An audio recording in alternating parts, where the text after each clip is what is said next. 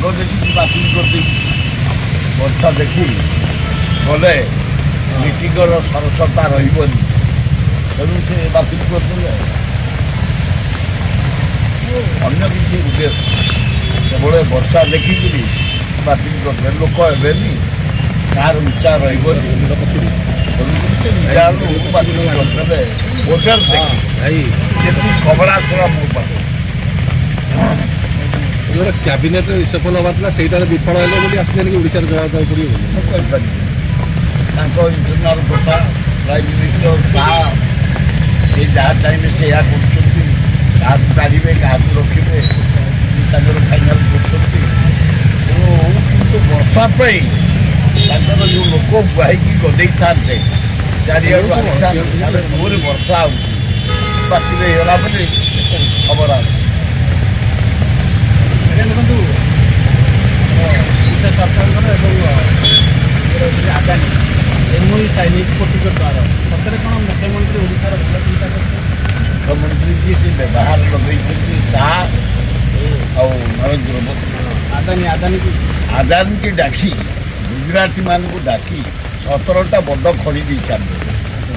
ବିଶେଷତଃ ଆଦାନୀକି ଦେଇଛନ୍ତି ଯେଉଁ ଖଣି, ଅତି ମୂଲ୍ୟବାନ ଖଣି ବକ୍ସାଇଟ୍, ଆହୁରି ଗରିବ ହେଇଯିବ, ତଳିତଳାନ୍ତ ହେଇଯିବ। କେବଳ ଆକୁ ବିସ୍କୁଟ ଖଣ୍ଡେ ପକାଉଛନ୍ତି, ତାହାକୁ ମୋହନ ମାଝୀ ପାଖରେ କେବଳ ବିସ୍କୁଟ ଖଣ୍ଡେ ପକାଉଛନ୍ତି, ମାମୁଲି କିଛି। ଟୋଟାଲ ମନି ମୋଦି ଶାହା ପୁରା ଓଡ଼ିଶାର ମୂଲ୍ୟବାନ ସମ୍ପତ୍ତି କ୍ରୋମ୍, ବକ୍ସାଇଟ୍, ଅଭ୍ର, ମାଙ୍ଗାନିଜ୍, ଲୁହାପଥର, କୋଇଲା 17ଟା ଖଣି ଗୁଜୁରାଟୀମାନଙ୍କୁ ଦେଇସାରିଲେ। ଇଏ ଖାଲି ଓଡ଼ିଆ ମିଛେ ରହୁଛନ୍ତି। ମୋହନ ମାଝୀକୁ ବସେଇ ଦେଇଛନ୍ତି ସଖୀ କଣ୍ଢେଇ କରି, ତାରି ପାଖରେ ଟିକେ ବିସ୍କୁଟ କ'ଣ ପକାଇ ଦେଉଛନ୍ତି, ତାକୁ ରାତିବାର ବସିଛନ୍ତି। ଆଉ 2 ବର୍ଷ ଭିତରେ ଏତେ ଗଲାଣି। ତ ଯେତେ ବିଦେଶୀ ମଦ ଦୋକାନ ଥିଲା ଓଡ଼ିଆଙ୍କର, ସେଥିରୁ 60ରୁ 70 ଭାଗ ବିହାରୀକି ଡାକି ଦେଇଦେଲେ, ପଲିସ କରିକି ଦେଇଛି। ଆପଣ ତ ବିରୋଧୀ ଦଳ ଅଛନ୍ତି, କାହିଁ ବିରୋଧ କରୁନାହାନ୍ତି? ଧାର କରୁଛୁ, କଂଗ୍ରେସ ଦଳ ବିରୋଧ କରୁଛି। ଚାରିଆଡ଼େ ହୋଆ ଚାଲିଲାଣି। ଆମର AICC ଜେନେରାଲ ସେକ୍ରେଟାରୀ ଆସୁଛନ୍ତି ଦେଶାଇ, କାଲି ଆମର ଆଲୋଚନା ହେଇଛି, ତାପରେ ଆନ୍ଦୋଳନ ହେବ। ଏଇ ଯେଉଁ ବକ୍ସାଇଟ୍ ଖଣି ଗୁଡ଼ାକ ମୂଲ୍ୟବାନ ଖଣି ସବୁ ଗୁଜୁରାଟୀମାନଙ୍କୁ ଦିଆହେଉଛି ଆଗମୁଗ ରେଟ୍ରେ, ଲାଞ୍ଚ ନେଇକରି ନରେନ୍ଦ୍ର ମୋଦି ଆଉ ଶାହା ଏ ଓଡ଼ିଶାର ସମ୍ପତ୍ତିକି ବିକ୍ରି କରୁଛନ୍ତି। ତାପରେ ଆନ୍ଦୋଳନ ହେବ ବୋଲି କାଲି ଆମର ଚର୍ଚ୍ଚା ହେଇଛି। ଆଲୁମିନିୟମ ହବ୍ ହବ, ସବୁ ହବ। ନିଯୁକ୍ତି ଏ ଜନ୍ମରେ କରିପାରିବେ। 2 ବର୍ଷ ହେଇଗଲା ମୋହନ ମାଝୀ ଗୋଟେ କମାରଶାଳ କଲଣି କୋଉଠି?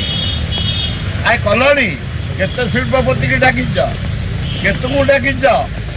କେବଳ ଦେଇଛ ଲିଜ୍, ଶିଳ୍ପ ନାଁରେ କୋଟି କୋଟି ଟଙ୍କା ତମେ ଖାଇଛ ନରେନ୍ଦ୍ର ମୋଦି ଏବଂ ଓଡ଼ିଶାର ମୂଲ୍ୟବାନ ସମ୍ପତ୍ତିକି ବିକ୍ରି କରିଛ। ୟାର ଜବାବ ତୁମକୁ ଦେବାକୁ ପଡ଼ିବ ଦିନ ନା ଦିନ। ସମୟକୁ ଅପେକ୍ଷା। ନରେନ୍ଦ୍ର ମୋଦି ପାକିସ୍ତାନର ପ୍ରଧାନମନ୍ତ୍ରୀଙ୍କୁ ଲେଖିଛନ୍ତି ଚିଠି ସ୍ୱାଭାବିକ କରିବା ପାଇଁ, ସମ୍ପର୍କ ସ୍ୱାଭାବିକ କରିବା ପାଇଁ। ଏଇ ଲୋକ ଅଭିନୟ କରୁଛନ୍ତି ଚାରିଆଡ଼େ। ନରେନ୍ଦ୍ର ମୋଦି ତମର ପଡ଼ୋଶୀ ପାକିସ୍ତାନ ଶତ୍ରୁ, ବାଂଲାଦେଶ ଶତ୍ରୁ, ଶ୍ରୀଲଙ୍କା ଶତ୍ରୁ, ନେପାଳ ଶତ୍ରୁ, ତମର କିଏ ଅଛି ଏ ପାଖରେ? ଏଡ଼ିକି ଯିବାରେ କଣ୍ଟ୍ରି, ସେ ତ ଚାରିଆଡ଼େ ଶତ୍ରୁ। ଆଉ ଚିଠି ଲେଖି କ'ଣ ବନ୍ଧୁତ୍ୱ ସୃଷ୍ଟି କରିବ? ଲଜ୍ଜାଏ ଏଭଳିଆ ଶତ୍ରୁ। ରଥଯାତ୍ରା ପାଖେଇ ଆସୁଛି, ହାତୀ ଆସିବ ଜଗନ୍ନାଥଙ୍କ ପାଇଁ, କିନ୍ତୁ ଆଇନ ମନ୍ତ୍ରୀ କିମ୍ବା ରାଜ୍ୟ ସରକାର ମୁଣ୍ଡ ଖେଳଉନାହାନ୍ତି। ସେ ତାଙ୍କର ଇଏ ଆଙ୍କର କ'ଣ ଅଛି, କିଏ କ'ଣ କରିବ? ଇଏ ମୁଖ୍ୟମନ୍ତ୍ରୀ, ଆଇନ ମନ୍ତ୍ରୀ କ'ଣ କରିବେ? ରଥଯାତ୍ରା କୋଉ ତଳ ହେଇଯାଉଛି। ଆମ ପରମ୍ପରା, ମନକୁ ହାତୀ ଯାଇ ପହଞ୍ଚିବେ, ମନକୁ କାଠ ପହଞ୍ଚୁଛି, ମନକୁ ମିସ୍ତ୍ରୀ କାମ କରୁଛନ୍ତି, ମନକୁ ସେବାୟତମାନେ କାମ କରୁଛନ୍ତି, ମନକୁ ରଥ ଚାଲିବ। ବିଶ୍ୱ ରଥ ଏଥିରେ ଇଏ କଲେକ୍ଟର, ଇଏ SP, ଇଏ ମାନେ ଲ ମିନିଷ୍ଟର, ଇଏ ମୁଖ୍ୟମନ୍ତ୍ରୀ, ଏଥିରେ କ'ଣ ଏ ପରମ୍ପରା? ଇଏ କିଛି ନ କଲେ ବି ରଥ ଚାଲିବ। ଜଣେ ବାଦାମ ବିକୁଥିବା ଲୋକ ହାତୀ ପାଇଁ ଟଙ୍କା ଦେଇଛନ୍ତି, ହେଇଥିବ। ହଁ ହେଇଥିବ। ଜଣେ ସେମାନେ ଜଗନ୍ନାଥ ପ୍ରେମୀ, ବାଦାମ ବିକ୍ରି କଲେ ମଧ୍ୟ ହାତୀ ଆଣ, ଆମେ ଖାଇବାକୁ ଦେବୁ। ସେ ଉତ୍ସାହ କରି ପଡ଼େଇଛି, ଆଣ ହାତୀ। ପରମ୍ପରା ଆମର ହାତୀ ରହିଥିବ ଲୋକ ପାଖେ ପାଖେ। ଯୋଉଠି ଅଟକି ଯିବ ହାତୀର ବ୍ୟବହାର କରାଯିବ। ଲିଙ୍ଗରାଜ ମନ୍ଦିର ଅଷ୍ଟାଷ୍ଟମୀ ସେୟା ହୁଏ, ଦୁଇଟା ହାତୀ ଆମର ରୁହେ, କାଦୁଅରେ ରଥ ଯେତେବେଳେ ପୋତି ହେଇଯାଏ ହାତୀ ତ ନେଇକି ନିଅନ୍ତି। ଏ ଆମର ପରମ୍ପରା ଇତିହାସ ରହିଛି। ଅମିତ ଶାହ କାଲି ଆସନ୍ତୁ, ଏବେ ମନା କଲେଣି। ନାଇଁ ସେ ବର୍ଷା ହେଉଛି ବୋଲି ଆସିବେ ଏମିତି ମନା କରେ। ପୁରୀରେ ବର୍ଷା ହେଉଛି ଲୋକ ବହିବା ପାଇଁ ଧର୍ମେନ୍ଦ୍ର ପ୍ରଧାନ ଯେଉଁ ଆୟୋଜନ କରିଥିଲେ ଲୋକ ମଙ୍ଗିଲେନି, କହିଲେ ଏ ବର୍ଷାରେ ଆମେ ମିଟିଂ ଫିଟିଂ ଯିବୁନି, ଶୁଖିଲା ପାଗ ହେଲେ ଯିବୁ କରିଦେଇଗଲା। ସେଇଟା ଧନ୍ୟବାଦ। ନା ନା ସେଇଟା ଧନ୍ୟବାଦ। ଯୋଉଟା କାମ କରିଛେ ଧନ୍ୟବାଦ ଦେବା। ମୋହନ ମାଝୀ ସେ ଜଣେ ଟିଚର ଥିଲେ, ସେ ଜାଣନ୍ତି ତାଙ୍କ ଦରମା ମାତ୍ର ସେତେବେଳେ ଥିଲା 1900 ଟଙ୍କା। ସେ 1900 ଟଙ୍କା ପାଇବା ପାଇଁ ତାକୁ 3 ମାସ ପରେ ଲାଗୁଥିଲା। ତେଣୁକରି 1900 ଟଙ୍କା ହେ କୋଉ ସ୍କୁଲରେ ଯୋଉ ଶିଶୁ ମନ୍ଦିର ଚାଲ ସେ କଥା ଯିବାନି, ସେ ଜାଣିଥିଲେ। ତେଣୁ ଶିକ୍ଷାର ପ୍ରସାର ପାଇଁ ଯୋଉ ଆରମ୍ଭ କଲେ ପିଜି ପର୍ଯ୍ୟନ୍ତ ମାଗଣା ଅଭିନନ୍ଦନ। ଆଜି MOU ସାଇନ୍ କରିଛନ୍ତି ଆଦାନୀ ସହିତ କୋଟି କୋଟି ଟଙ୍କା ଇନଭେଷ୍ଟମେଣ୍ଟ ସିଆଡ଼େ ପରା କୋଟି କୋଟି ଟଙ୍କା ବର୍ବାଦ ଗଲାଣି। କୋଉପଟେ? ଏଇ ଯୋଉ ଆଦାନୀ ସହିତ ଏଗ୍ରିମେଣ୍ଟ ହେଉଛି। ଓଡ଼ିଶାର ଅତି ମୂଲ୍ୟବାନ ବକ୍ସାଇଟ୍ ଖଣି ଆଜି ଏଗ୍ରିମେଣ୍ଟ ହେଉଛି। ମୋଦି ପଇସା ନେଇଯାଇଛି, ସାଡ଼େ ଶାହ ପଇସା ନେଇଯାଇଛି। ଇଏ ଦସ୍ତଖତ କରିବେ, ତାଙ୍କ ପାଖେ ବିସ୍କୁଟଟେ ପକେଇ ଦଉଛନ୍ତି, ଖାଲି ଖାଅ ତମେ ରୁହ।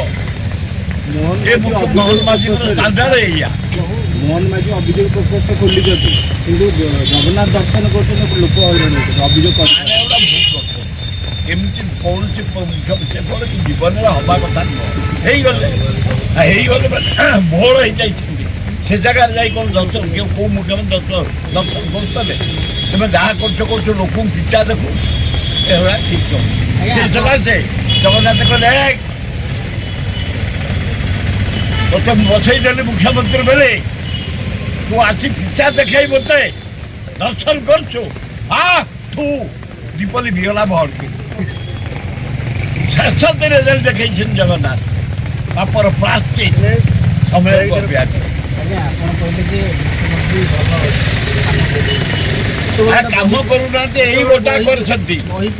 ରାଜ୍ୟକ୍ଷ ଭତ୍ତା ଦେଇପାରୁନାହାନ୍ତି, ବିଧବା ଭତ୍ତା ଦେଇପାରୁନାହାନ୍ତି, ଡାକ୍ତରଖାନାରେ ଡାକ୍ତର ନାହାନ୍ତି, ନର୍ସ ନାହାନ୍ତି, ଶିକ୍ଷା ଅନୁଷ୍ଠାନ ନାହାନ୍ତି, ଶିକ୍ଷକ ନାହାନ୍ତି, ପ୍ରିନ୍ସିପାଲ ନାହାନ୍ତି।